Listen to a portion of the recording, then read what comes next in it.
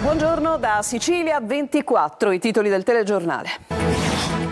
La strage di Capaci, 33 anni dopo, manifestazioni in tutta Italia per commemorare il giudice Falcone e la moglie Francesca Morvillo e gli agenti della scorta. Si parte questa mattina dal porto di Palermo.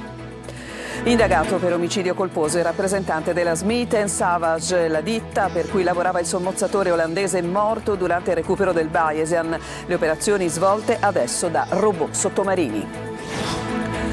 Brucerai nei tuoi bruciatori, minacce di morte al presidente Schifani tramite una lettera e alcune telefonate anonime. Ci sarebbe una lite fra senza tetto dietro l'omicidio di un rumeno ucciso a coltellate a Palermo, sotto shock la donna che era con lui.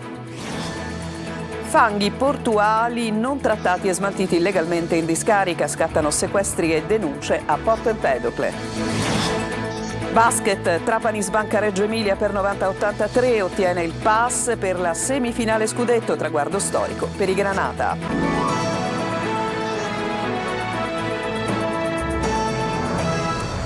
Ben trovati, oggi è il 23 maggio e dunque ricorre l'anniversario della strage di Capaci. Sono passati 33 anni, sentiamo subito Tonino De Mana.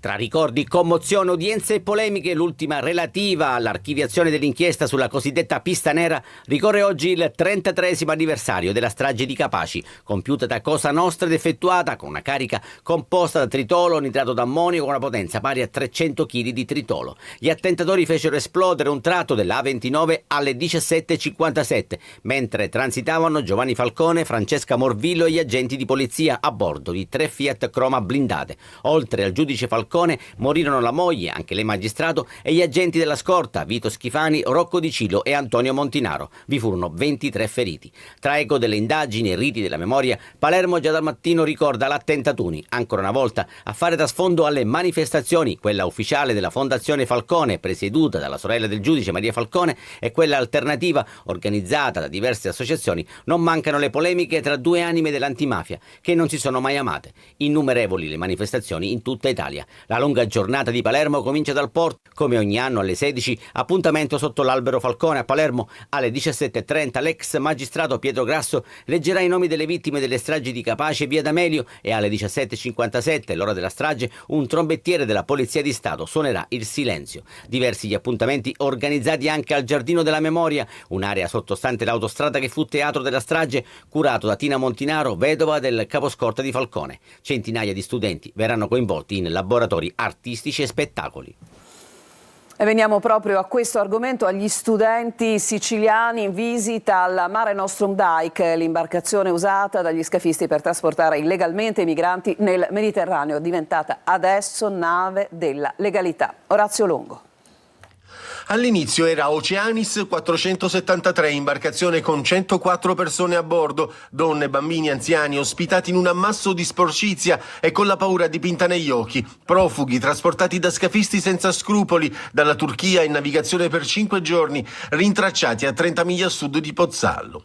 Oggi è Mare Nostrum Dike, nave della legalità attraccata al porto di Palermo per ospitare nel giorno della memoria della strage di Capaci gli studenti siciliani, ricordando Giovanni Falcone e con lui Francesca Morvillo e gli agenti della scorta Vito Schifani, Rocco Di Cilo e Antonio Montinaro, tutti vittime di mafia. Progetto che vuole narrare la legalità a partire dall'esperienza di Giovanni Falcone proprio qui a Palermo, e l'Archeo Club attraverso questi viaggi con la barca della legalità, che toccando diversi posti vuole in qualche modo riprendere da una parte il viaggio di Ulisse, ma dall'altra parte anche questo desiderio di portare nei porti questo dono prezioso.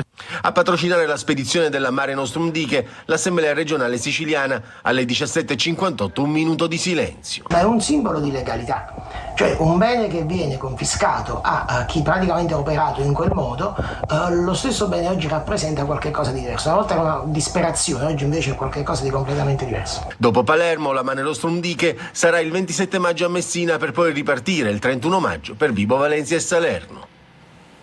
Gabriele Allegra, 26 anni, è morto in un incidente stradale mentre percorreva la statale 286 delle Madonie all'altezza del chilometro 3 nei pressi di Castelbuono, in sella alla sua moto di grossa cilindrata. Il giovane di Castelbuono era in sella alla moto appunto quando ha perso il controllo del mezzo. Sono intervenuti i sanitari del 118 che hanno cercato di rianimarlo, ma per il giovane purtroppo non c'è stato nulla da fare. I PM di Termini Imerese hanno indagato con l'ipotesi di omicidio colposo e violazione delle normative sulla sicurezza nei posti di lavoro il legale rappresentante della Smith & Savage, la ditta per cui lavorava il sommozzatore olandese morto la settimana scorsa mentre tagliava il boma del Baiesia nel veliero naufragato in agosto a Porticello, sul quale sono in corso le operazioni di recupero. L'iscrizione è un atto dovuto ed è stata fatta prima dell'autopsia, dato che il titolare della società olandese è il responsabile della sicurezza dei sommozzatori. Il Bayesian dovrebbe essere portato in superficie la prima settimana di giugno. Al posto dei sommozzatori scendono adesso i robot sottomarini. Minacce di morte al presidente della Regione Schifani legate alla realizzazione dei termovalorizzatori. Una lettera e telefonate anonime, è arrivata una pioggia di solidarietà. Maglio Viola. C'è un clima che si fa pesante a Palermo e in Sicilia in questi giorni. Lettere e telefonate minatorie al governatore Renato Schifani si ripetono, infatti, già da qualche settimana, ma fino ad oggi non se ne sapeva nulla. A far emergere proprio questo clima che si respira nelle stanze dei bottoni è stata una lettera giunta a casa del presidente della regione Renato Schifani, una missiva intercettata dalla scorta e consegnata alla Digos. È scritta a penna, interamente in stampatello e recita «Brucerai nei tuoi bruciatori». Una minaccia mandata proprio quando il governatore annunciava la pubblicazione da parte di Invitalia sulla Gazzetta Europea e sulla piattaforma Ingate della gara per la progettazione dei termovalorizzatori in Sicilia. Ma i termovalorizzatori non sono l'unico tema sul quale Schifani ha ricevuto minacce. Nei giorni precedenti ai centralini di Palazzo d'Orleans e ai numeri diretti della segreteria del presidente, una voce camuffata ha proferito minacce anche nei confronti della famiglia del governatore, reo di aver promosso la legge per la lotta al crack. A Schifani nel corso della giornata sono giunti centinaia di messaggi di solidarietà, non solo dai presidenti di Camera e Senato, La Russa e Fontana, anche dal presidente dell'Ars, Galvagno, dal sindaco di Palermo, La Galla, dai partiti della maggioranza, dai deputati di Forza Italia, di Fratelli d'Italia, della Lega, della DC, di Noi Moderati a tutti i livelli, ma anche da parte delle forze d'opposizione. Il rumeno ucciso a coltellate a Palermo. Le indagini puntano su un altro clochard. Secondo le testimonianze fornite ci sarebbe stata una lite finita appunto a coltellate. Marco Gullà. Una lite tra clochard. È questa al momento la pista privilegiata dalla squadra mobile di Palermo sulla morte del 48enne rumeno, ucciso ieri sera in Viale dei Picciotti con ben 7 coltellate. Secondo le indagini e in base a quanto avrebbero raccontato alcune donne, ieri pomeriggio la vittima, insieme a 3 amici e 2 donne, avrebbe trascorso alcune ore nella zona della stazione centrale a Palermo a bere birra, per poi tornare verso un immobile occupato abusivamente a Villa Abate, dove abitavano. Durante il tragitto ci sarebbe stato un litigio tra i 3 uomini e la vittima è stata uccisa con 7 coltellate all'addome e al torace. Le indagini sono concentrate su un uomo che abiterebbe in una baracca vicino Viale dei Picciotti, dove sarebbe stata trovata la vittima agonizzante. Di lui si sono perse le tracce. Gli investigatori cercano l'arma del delitto e soprattutto stanno cercando di risalire all'uomo, anche lui clochard. Nel corso del sopralluogo gli agenti di polizia hanno trovato dei cagnolini che sono stati affidati al canile municipale. Nell'inchiesta di Agrigento sulla Tangentopoli per gli appalti truccati spunta anche il nome dell'ex assessore regionale all'energia Roberto Di Mauro, è indagato per associazione a delinquere. Giusy Lazzara. Era stato coperto dall'Omissis nell'indagine sulla Tangentopoli per gli appalti nell'Agrigentino. Adesso si conosce il suo nome, quello dell'ex assessore regionale all'energia Roberto Di Mauro. La procura di Agrigento lo indaga per aver organizzato un'associazione per delinquere finalizzata a distrarre fondi pubblici a fini privati. Le accuse sono pesanti: turbativa d'asta, peculato, corruzione e concussione attraverso meccanismi spartitori di pubblici appalti finanziati con fondi regionali. A Di Mauro viene viene contestato anche di aver alterato le procedure per il mega appalto sulla rete idrica di Agrigento. A dare l'input l'ANAC, l'Agenzia Nazionale Anticorruzione, che aveva segnalato il mancato avvio di importanti opere pubbliche per la rete idrica di Agrigento e il centro di raccolta di Ravanusa, facendo così scoperchiare il sistema di corruzione. In carcere sono finiti 5 imprenditori. Alleggerita la posizione di Sebastiano Lesci, ex dirigente dell'ufficio tecnico comunale di Ravanusa e secondo gli inquirenti vicino a Di Mauro nella gestione dell'organizzazione che pilotava gli appalti. 8 gli indagati tra tecnici e funzionari pubblici, e dire che l'ex assessore Di Mauro aveva inaugurato i cantieri incriminati e poco dopo si era dimesso dalla giunta Schifani il 7 aprile. La sua nomina era in attesa di autorizzazione come nuovo capogruppo dei popolari autonomisti all'ARS. E sulle indagini in corso arriva una nota del sindaco di Agrigento Miccichè che dice: l'inchiesta non fermi i lavori sulla rete idrica. Il primo cittadino auspica che le indagini su tangenti e appalti non blocchino un'opera attesa da decenni vitale per risolvere appunto la crisi idrica. Dopo le dimissioni del direttore generale dell'azienda sanitaria di Trapani, Ferdinando Croce, travolto dallo scandalo dei referti istiologici in ritardo, le opposizioni chiedono di accertare altre eventuali responsabilità nella regione chiamata in causa dallo stesso Croce. Maglio Viola. Resta affidata al direttore sanitario Francesco Palazzolo l'ASP di Trapani dopo le dimissioni di Ferdinando Croce, il manager già sospeso che ha poi scelto di andare via dopo che è diventata palese la sua imminente rimozione definitiva dall'incarico. Palazzolo era stato indicato come reggente della struttura già al momento della sospensione di Croce, lo resterà fino a quando non verrà nominato un nuovo manager. Sono così 2 al momento le ASP siciliane senza una guida. Si tratta della più grande azienda sanitaria del Mezzogiorno, ovvero l'ASP 6 di Palermo, che è rimasta senza manager con la nomina di Daniela Faraone ad assessore regionale alla salute, e poi proprio quella di Trapani. È probabile che le nomine arrivino insieme nelle prossime settimane. Intanto prosegue la tripla inchiesta sullo scandalo degli esami istologici in ritardo. Da una parte gli accertamenti di 2 procure sui singoli casi, quelle di Marsala e di Palermo, dall'altro l'ispezione del Ministero della Salute che non è ancora arrivata a conclusione.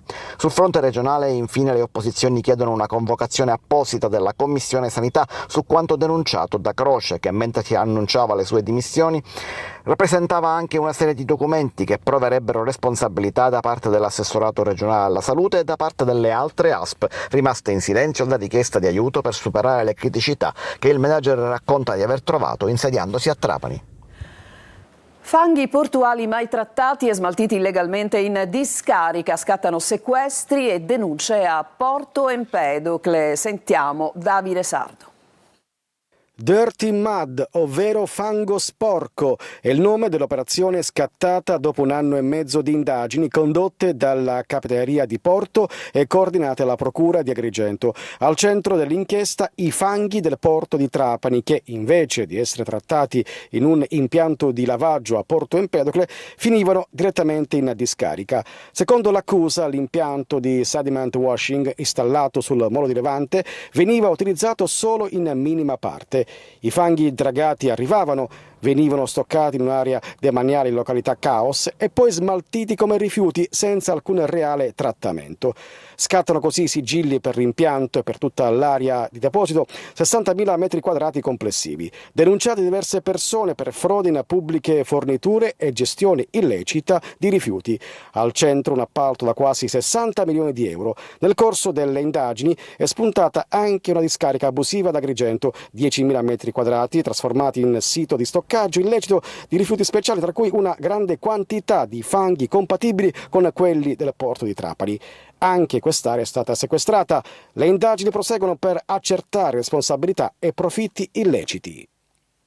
Ci fermiamo, c'è una pausa, torniamo tra poco per raccontarvi di una truffa subita dal noto professore Giorgio Calabrese. A tra poco.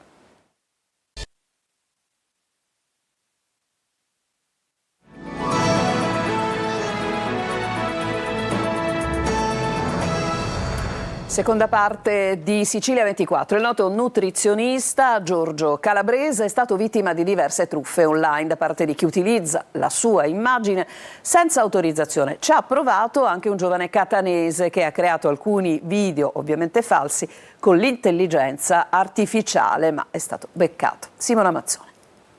Hai visto su Facebook, tu vendi la curcuma e la piperita che fa dimagrire prima dell'estate? Ma di che state parlando? Ma chi da anni il professor Giorgio Calabrese, volto noto della TV italiana, è vittima di truffe online.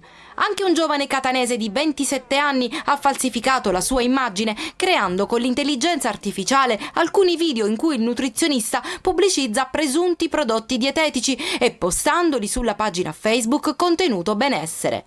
Niente di più falso, tanto che proprio grazie a quei link la polizia postale lo ha beccato. Facevo un 1 mattina e parlavamo di anoressia e bulimia con Massimiliano Orsini, loro hanno fatto con l'intelligenza artificiale e mentre noi dallo speech si vedeva che parlavamo di anoressia e bulimia, loro hanno messo che lui mi chiedeva che se io avevo inventato questa pillola dimagrante e io gli rispondevo che l'avevo inventata. Non ho mai venduto nulla. Oggi a Catania Calabrese, seguito dall'avvocato Annetta, è stato ascoltato dai magistrati per il processo che si è aperto alcuni mesi fa. Non è la prima volta che per la sua notorietà è vittima di una rete di truffatori che spesso si nascondono dietro domini esteri difficili da reperire. Fino a stamattina mi hanno scritto: ma quelle gocce perché non funzionano? E dico: ma di quale gocce parla? Perché è una truffa, e io rispondo: è una truffa.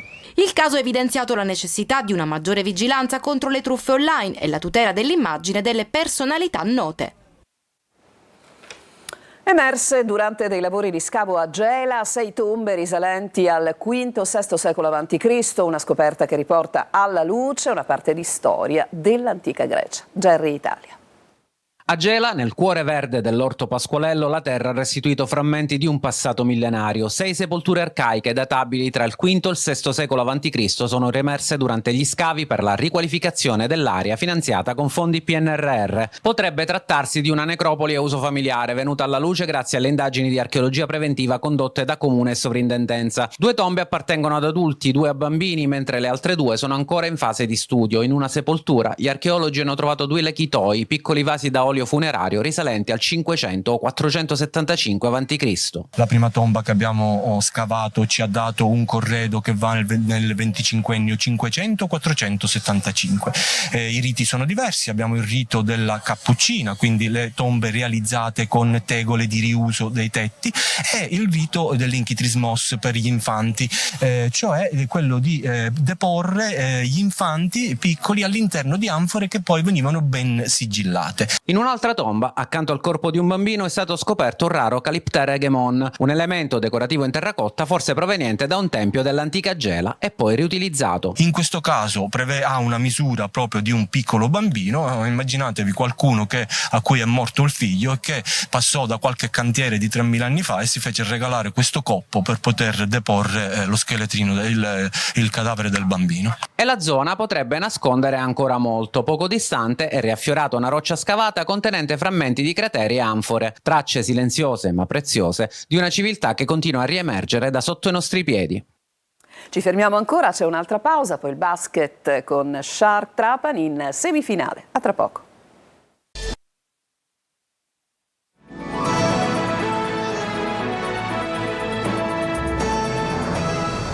E siamo al basket con Trapani che sbanca Reggio Emilia per 90-83, ottiene così il pass per la semifinale scudetto. È un traguardo storico per i Granata. Sentiamo Franco Cammarasana. Nel confronto con Reggio Emilia la Trapani Shark si aggiudica anche gara 3 ed è in semifinale nei playoff scudetto. Avvio stentato della squadra granata come nelle 2 vittoriose partite precedenti. Nella seconda frazione va sotto anche di 9 punti, rimane 5 minuti a guardare gli altri fare canestro, ma dopo il riposo lungo dà maggiore intensità alle sue giocate, ritmo che non viene retto da Reggio Emilia, che crolla la distanza. A fissare il punteggio finale sul 90-83 per i siciliani, una tripla di Longston Galloway, migliore in campo con 19 punti e autore di alcuni canestri spettacolari. In semifinale Trapani ha più probabilità di incontrare Brescia, ieri sera vittoriosa su Trieste, portandosi sul 2-1 nella serie delle 5 partite. Con questo servizio si chiude questa edizione di Sicilia 24. A tutti voi grazie per averci seguito. Vi lascio adesso alla rassegna stampa curata da Emanuela Corsi. A tutti una buona giornata.